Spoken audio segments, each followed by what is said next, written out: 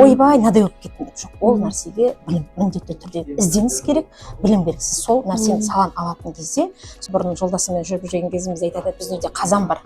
Сол қазанға 20 жыл болған деп.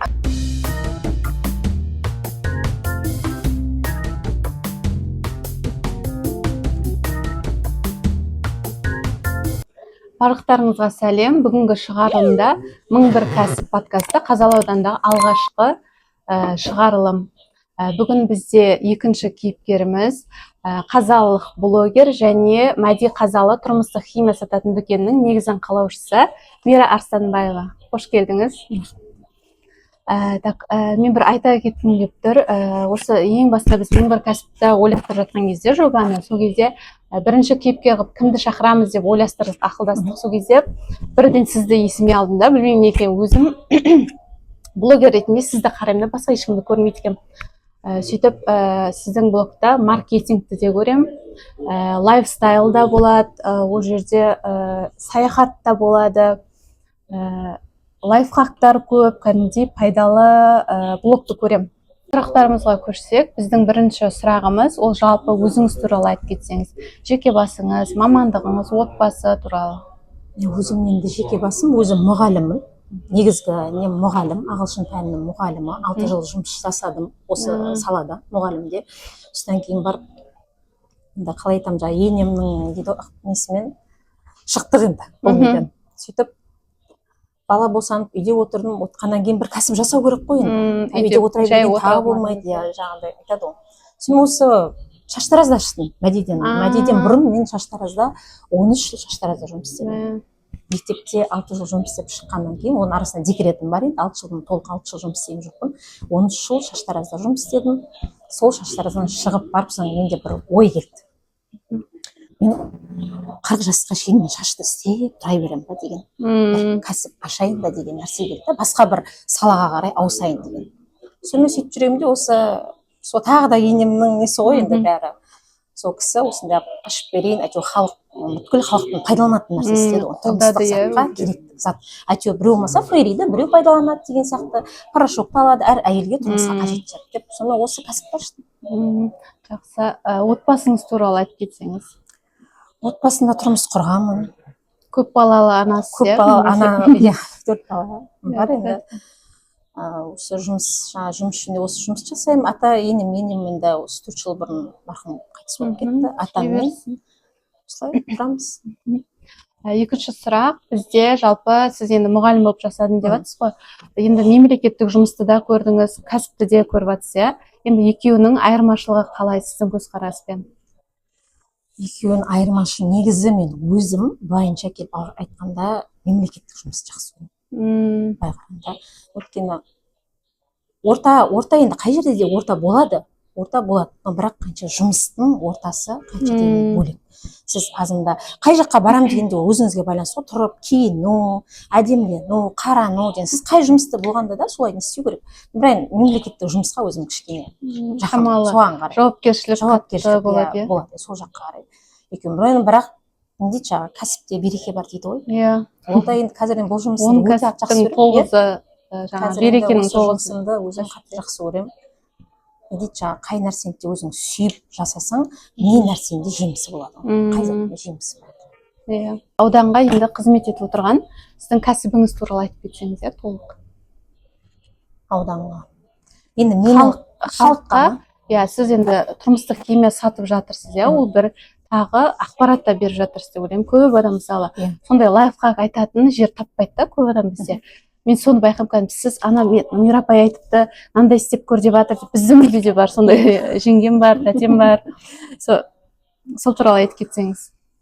Енді бұл жерде маған да сол үйренгенім, мен де үйренгенім, сол үлкен кісілерден үйренгенім, көп нәрсені енемнен үйренгенім, сол нәрсені мысалға мен үнемі жаңағы стористерде байқайтын шығарсыздар, жаңағы болады ғой, айтамда келінім көріп отыратын шығар мүмкін дегендей, мысалы сол адамда үйренсе екен, менің қандай адам екенін білсе екен. Сосын жалқаулық деген болмау керек қой. көп Иә. нәрсе жалқаулықтан келеді. Иә. Жаңағыдай ғой енді ананы пайдалансам былай болады, мен алып едім мына затты, менде көпірген жоқ, менде неге ол зат көпіреді, неге сізде көпірмейді, бірақ сол екеуі бір зат деген сияқты, соны қалай пайдалану керек дегенде көп нелерде енді көрсетіп жатырмын. Осы жас буындар бар ғой, келіндер деген сияқты, сол нәрсе үйренсе екен, көрсе екен, өйткені өзім білгенді өзгеге де айтқан жақсы, басқаларға. Мұғалімдік мамандық сияқты, иә, ол да сізде? Иә, бәрі сабақ беру, білім беру. Келесі сұрағымыз, бұл салаға сізді не итермеледі, немесе қандай қызық бір тартты ғой енді осы сала сізді, иә? Тап осы магазин немесе кімнің бір ықпалы болды деген сияқты. Бір қызығушылық болды, иә, сізде? Әдепкіде енді мен не нәрсені ашамын деген, мына шаштаразда жұмыс істегеннен кейін, одан кейін енді қалай тұрам ба ол шаштаразда істеп, бір нәрсе ашайын да деген ой болды. Менде негізі свадебный салон да болды, шаштаразбен бірге екеуін де алып жүрдім. Тағы бір нәрсе бір жасайыншы деген, осы тұста сол мама айтты, осы затты аш деп. Осыдан енді әрмен қарай қызығушылық кете берді. Сол кісінің үйреткені, сол кісінің жағы, мен айтамын ғой, бұрын жолдасыммен жүріп жүрген кезімізде айтады, біздің үйде қазан бар. Сол қазанға 20 жыл болған, қазір 42 жыл болыпты. Мен жолдасымды қарайтын қазан. Сол қазан әппақ болу керек. Батысқа қатты қарайтыны сондай, енемен тап-таза болу керек. Сол нәрседе мысалы осы ашқан бәрі бір-біріне бір әдемі байланысып кетті. Жақсы. Келесі сұрақ, бізде жұмысыңызды енді бастап жатқан кездегі алғашқы 6 ай туралы айтып беріңізші, қандай бюджет болды, қандай қиындықтары болды. Енді кез келген нәрсені бастаған кезде әйтеуір бірінші баспалдағында тұрасыз ғой. Қиын болды, иә, өтірік айтпаймын. Бұл қалай болады екен, жауып тастайын ба, не істейді. Мен ең бірінші осы сіз айтып отырсыз ғой, 6 айда деп отырсыз ғой, табысты көп сол сауда сеятын тауып барғанда 45 мың теңге қуанып барғанмын соған. Мама, мен бүгін 45 мың теңгеге істедім деп. Сонда сіз ойлай беріңіз, оған шейін мен неше мың теңге істегенмін. Мен 45 мың теңге қуанып бардым сол кезде. Мама, 45 мың теңгеге істедім мен деген деп. Осыдан енді 6 жыл бұрын ғой, 5-6 жыл бұрын осы магазин, сол кезде қуанғанмын. Қазір енді Аллаға шүкір ғой, қай нәрсені айтып тұрмын ғой енді. Не нәрсенде жаңа қиындығы болады енді. Берілмеу керек. Берілмеу керек, әрине, сол берілмеу керек деп. Келесі сұрақ, бізде жалпы клиенттер болады, иә, сізде келіп тұрған. Енді сол клиенттерден көріп тұрмын деп есептеп көріңізші, бір айта алмаған бір реніштеріңіз ба, немесе бір сын айтып кеткен кезде бір ой, мынандай неге болмады екен, неге бүйтіп кетті екен деген сияқты клиенттерге мысалы жоқ. Маған клиенттерімнің бәрі өзіме кәдімгі келген адамдар, әр клиент ыстық. Енді ол әр адамның өзінде бір, менің де өзімде кемшілігім бар. Кез келген адамда бар. Ол болмаса да болмайды, идеальный болуға болмайды. Ол любой адамда болады екен. Сол үшін мен клиенттеріме айтамын, мен сіздерді кәдімгі қатты жақсы көремін. Әрқайсыңыз мен үшін жаңағыдай не дейді, бағалысыздар. Жақсы. Қазіргі уақытта бастап, енді кәсіп бастау үшін қазіргі уақытта қандай да бір білім алу керек деп ойлайсыз ба? Керек, міндетті түрде. Осы нәрсе керек.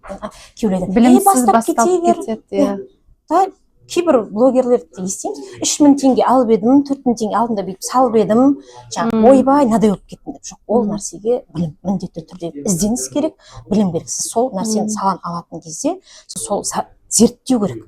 Кішкентайда болса сол саланы зерттеу керек. Сіз айтайын деп тұрған затыңызды сіз білуіңіз керек. Мысалы, мен өзім бір элементарный порошокты алған кезімде, мысалға деп айтайын, мен сол затты пайдаланып тұтынамын, көремін. Ыстық суға салам, мұздай суға салам, былай салам, оны алам, бүйтем деген. Мен соны білгеннен кейін барып аузымды толтырып клиентке де. Сол үшін не нәрсені жасайтын кезде, мысалы, мен ойлаймын, біліп тұрып жасау керек. Сол нәрсені зерттеу керек. Не беріп тұр, не сатып тұр, қызмет болсын бәрін біліп, біліммен жасау керек, иә. Бізде барлығымызда қорқыныш болады, қобалжу болады. Сол кезде сіздің әрекетіңіз қандай болады? Мысалы, сіз уже бастап жатырсыз, бірақ қорқып тұрсыз. Сізде қандай әрекет болады? Енді, мысалы, осы кездің өзінде де бір-бірімізді көрген кезімізде қарадық қой, енді қалай қарадық? Бай деген сияқты білдіртпегенмен іштей бір өзімізде бір қалай болады? Ол жаңа нәрсе. Мен үшін тәуекелге барып. Әрине, мен үшін бұның өзі де үлкен, мен бұны мысалға рахмет, сіздердің бұндай шақырып, бұл нәрсені қолға алып, мынадай үлкеннен ашып тұрған оң болсын деп айтамын. Ол жаңа нәрсе қай уақытта да қорқынышты. Бірақ соған енді нық қадаммен, сеніммен келу керек қой. Табандылық болу керек. кәсіп туралы, табыс туралы айтып жатырық, иә. Сіздің ақша туралы түсінігіңіз қандай? Ақша дегенге бір сөзбен анықтама беріп кетіңізші. Енді осы жерде көп адам ақша деген не ол? Ақша қолдың кірі, ақша бұндай, ақша негізі адамға мүмкіндік, иә. зат қой. Сенің бір сөзбен орысша айтамын, хотелка дейміз ғой, сол нәрсені ала алатын нәрсе.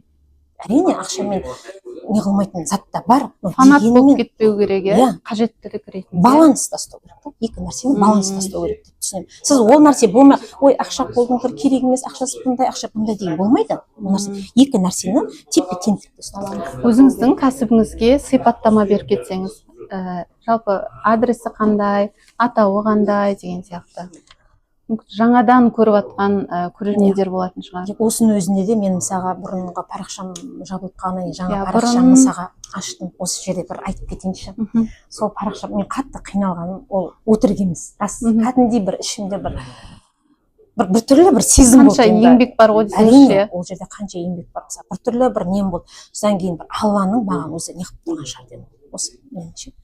Ашайын осыны басын. Қазір мысалы мен өзімді осы Мәди Ғазал деген бұрын магазин Мәди Ғазал, қазір Мәди Ғазал өте комфортты сезінемін. Бұрын өзім парақшам сияқты ол да қазір Аллаға шүкір өзімнің өсіріп кеткен бір әлдилеп кеткен бір буфем сияқты болып. Білім бар негізі, сол білім арқылы сіз тез жинап алдыңыз. Мен бұрын как раз Алматыда сол кезде землерде сол уақытта мен ойбай Мәди Ғазал көрінбей кетті ғой деп қоямын. Іздеп қоямын поисктан, сөйтіп қарасам басқа бір нәрсе аккаунт шығып тұр. Сөйтіп көрсем ойбай мың бұқаған ба не деймін ғой сүймен. Сөйтсем жабылып қалған екен деп сонымен тіркеліп, содан кейін тез өсу болды, иә. Сол мен ойлаймын, ол тек аккаунтқа байланып қалған ештеңе жоқ. Ол сізде бар білім, ол қай аккаунтты ашып алсаңыз да ол алып кетеді. Жалпы біздің каналға, біздің бастамаға баға беріп кетсеңіз. Енді бұл жерде нешеден нешеге шейін шкала болады. Мысалы, 0-ден 10-ға шейін деп айтса, мен 1-ден 10 деген бағаны беретін. Жалпы тілегіңіз дейік па, үлкен кісілер болса бата деп сұраймыз. Мен енді ондай бата деп беретіндей неге келмеген шығар, дегенмен тілегімді айтайын. Мысалы, өзім қуандым. Осы сіз жазып маған сол келген кезде, неужели Қазалда осындай бір нені қолға алды, молодец. Тек енді осыны арман қарай жағы берілмей, дейді жағы, нық табанды болып жасасаңыз, нұр жаусын дей ма? Талаптарыңызға нұр жаусын. Берекелі болсын, просмотрларыңыз миллионнан 10 миллионға шейін жетіп өтсін. Сол жақсы, рахмет. Кәсібіңізге береке тілейміз. Бізге қонақ болғаныңызға рахмет. Жақсы, сау болыңыз. Жақсы, сау.